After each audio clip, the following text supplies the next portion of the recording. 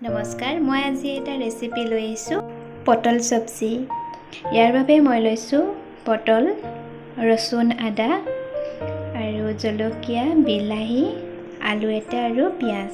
পটলখিনি মই সৰু সৰুকৈ কাটি লৈছোঁ আৰু আলুখিনিও।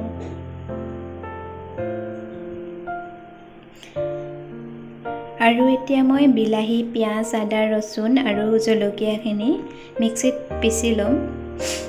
আৰু এয়া গোটা মছলা লৈছোঁ, লং, ইলাচি, দালচেনি আৰু তেজপাত। এয়া মই মিক্সিত পিচি ল'লোঁ। এতিয়া মই কেৰাহী পাতিত তেল দিলোঁ, তেল দি পিঁয়াজ দিলোঁ। পিঁয়াজ ৰঙা হ'ব হৈছে আৰু এতিয়া মই গোটা মছলাখিনি ইয়াত দি দিছোঁ।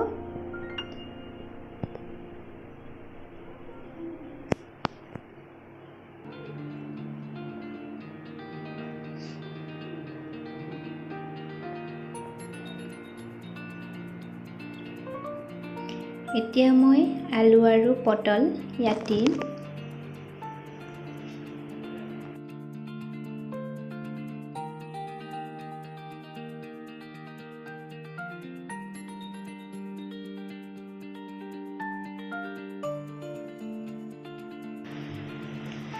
এতিয়া মই হালধি 1 চামুচ,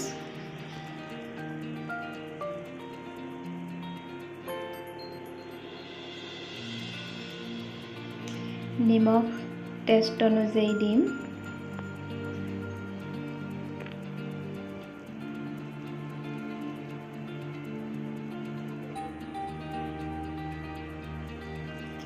ধনিয়া পাউডাৰ দিছোঁ।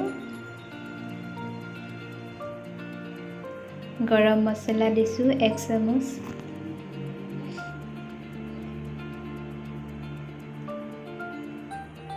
এয়া চব্জি মছলা দিছোঁ আৰু এয়া চিলি পাউডাৰ। মই মছলা বেছি ইউজ নকৰোঁ, সেইকাৰণে অলপ অলপ দিছোঁ। আৰু মই ইয়াত ইমলিৰ ৰস উলিয়াই দিছোঁ 1 চামুচ। আৰু দি লৈ এতিয়া মই মিক্স কৰি অলপ দেৰি থৈ দিম। তাৰ পাছত মই টমাটৰ, আদাৰ পিচি থোৱা সেইখিনি দি দিম। এয়া মই এতিয়া দি দিছোঁ অলপ দি থোৱাৰ পাছত। এতিয়া দি লৈ মই অলপ দেৰি টমাটৰখিনি গল্ডেন কালাৰ হোৱালৈকে অলপ দেৰি ৰাখি থ'ম।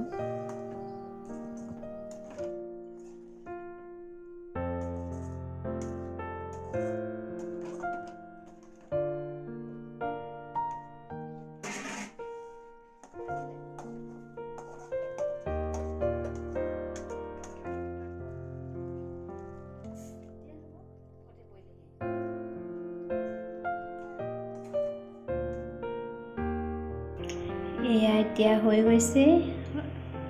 অলপ দেৰি থোৱাৰ পাছত মই হৈ গ'ল। এয়া মই পানী দিছোঁ। এতিয়া পানী দি অলপ দেৰি থৈ দিম আৰু ভালদৰে উতলিবলৈ দিম। তেতিয়াহে পটলখিনিত মছলাখিনি ভালদৰে সোমাব। এয়া হৈ গ'ল আমাৰ পটল চব্জি। এনেদৰে খাই চাবচোন।